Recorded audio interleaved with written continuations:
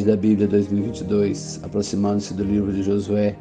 Olá, meu irmão, minha irmã, mais uma vez aqui nos encontramos para continuar nossos estudos que vimos fazendo aqui através do meu canal no YouTube, seu encontro com o Padre Antoniel Peçanha, conhecendo um pouquinho sobre o livro de Josué que a CNBB nos propõe para esse mês de setembro. Rezemos. Eis-nos aqui diante de vós, Espírito Santo. Eis-nos aqui reunidos em vosso nome. Só vós temos por guia. Vinde a nós, ficai conosco e dignai-vos habitar em nossos corações. Continuando conforme então o encontro passado, as reflexões do Padre Antônio Carlos Friso, a arqueologia demonstra que na segunda metade do século XIII a.C., a Palestina foi palco de inúmeros conflitos tribais, mas impossível saber quem foram os autores. Acontece que por esse tempo também assaltaram a Palestina os povos do mar, isto é, os filisteus, que após muitas tentativas acabaram se fixando na faixa marítima do sul da Palestina. Por outro lado, nas ruínas de Laquis foi encontrada uma inscrição que se refere a um faraó egípcio no 4º ano de seu reinado, com toda a probabilidade Menéfita. Comprova que também o Egito fazia suas incursões conquistadoras na Palestina por esse tempo. Além disso, sabemos que as cidades e estados dos cananeus viviam em contínuas lutas pela hegemonia política, isso conforme o Padre Ivo Storniolo, no livrinho muito conhecido, Como Ler o Livro de Josué, Terra igual a vida, dom de Deus e conquista do povo, de 1992, um livrinho que vale para continuarmos os nossos estudos. A estrutura então conforme o Padre Friso, Josué 24, 1 a 28. 24, versículo 1, a convocação das tribos. De 2 a 13, Josué transmite o recado de Deus. De 14 a 24, diálogo entre Josué e o povo. Depois de 25 a 27, no mesmo capítulo 24, a renovação da aliança. E no versículo 21, a despedida. A Assembleia de Siquém faz um rápido histórico da caminhada do povo. Esse povo que formou-se, irmãos e irmãs, na junção de várias tribos. A história envolve vários personagens: Abraão, Sara, Agar, Isaac, Rebeca, Jacó, Lia, Raquel. O livro oferece uma resposta sobre as origens históricas de Israel. Isto fez gerar uma profissão de fé, conforme podemos ver em Deuteronômio 26, de 5 a 10. Abraão simboliza, portanto, vocação, terra, futuro, povo, bênção, fidelidade. As narrativas envolvem patriarcas e matriarcas. É provável, irmãos e irmãs, que cada tribo tivesse seus próprios antepassados.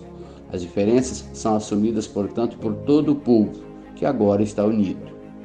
A história foi construída por todos, até chegar a ser válida para todas as tribos, segundo a qual os patriarcas dessas tribos, todas se identificavam com as descendentes de Jacó, filho de Isaac e neto de Abraão.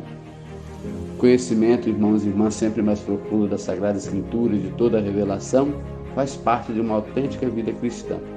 Assim, a seguir temos com que uma revisão daquilo que vimos nos encontros anteriores sobre o livro de Josué, a fim de podermos assimilar um pouco mais. De acordo com Alessandro Ricardo Lima, um analista de sistemas e professor universitário em Brasília, que também estuda as Sagradas Escrituras, diz: pode-se dizer que o foco principal do livro de Josué é a terra prometida, como já vimos, figura da graça, dada por Deus, mas que é conquistada pela espada pelas tribos, já que Deus concede o dom, mas não suprime a liberdade, nem prescinde da iniciativa do homem. Interessante nós vermos isso já desde o profeta Josué. Deus concede o dom, mas não suprime a liberdade do homem, nem prescinde da sua iniciativa. A graça não é um dom paternalista de Deus para um homem passivo. A graça é fruto do dom, da atitude livre e responsável do homem em relação ao mesmo dom, com a sua aceitação, posse, com a sua correspondência. Em Josué, irmãos e irmãs, como no Êxodo, há preocupação com o contexto histórico, mas o propósito não é documentar a história, mas interpretar os fatos de forma a reafirmar a fidelidade de Deus às promessas e a necessidade do povo observar a aliança. Para mostrar, portanto, que Deus intervém diretamente na história do povo, são narrados episódios como a tomada de Jericó após o cerco e a batalha de Gabaon, em que choveu granizo e Josué deteve o sol. Importante, irmãos e irmãs, ter em mente que nesta época não havia ainda surgido a crença na ressurreição dos mortos.